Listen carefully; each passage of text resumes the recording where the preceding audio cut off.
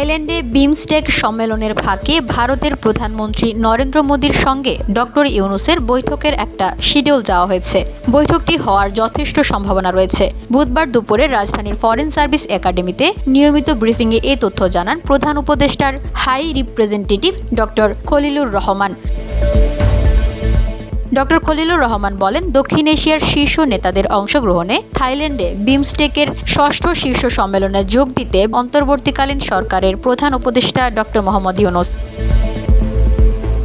শুক্রবার রাত ৮টায় তিনি দেশে ফিরবেন। সংবাদ সম্মেলনে জানানো হয়, বিমস্টেক সম্মেলনে অংশ নিতে ৩ থেকে ৪ এপ্রিল থাইল্যান্ডে অবস্থান করবেন প্রধান উপদেষ্টা। এ সফরে তার সঙ্গে থাকবেন পররাষ্ট্র উপদেষ্টা মোহাম্মদ তৌহিদ হোসেন ও পররাষ্ট্র সচিব মোহাম্মদ জসিম উদ্দিন। বিমস্টেক শীর্ষ সম্মেলন থেকেই বিমস্টেকের পরবর্তী সভাপতি হিসেবে বাংলাদেশের দায়িত্ব গ্রহণ করবেন প্রধান উপদেষ্টা।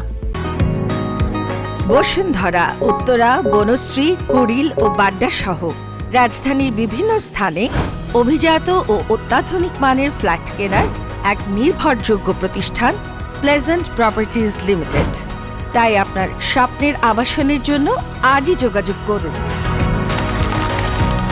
Pleasant properties limited, where destiny matures eventually. Thailand, Bangladesh, Bharat ছাড়াও এ সংগঠনের অন্য সদস্য দেশ হচ্ছে মিয়ানমার, নেপাল, শ্রীলঙ্কা ও ভুটান। ব্রিফিং প্রেস সচিব শফিকুল আলম, উপ প্রেস সচিব আবুল কালাম আজাদ মজুমদার উপস্থিত ছিলেন।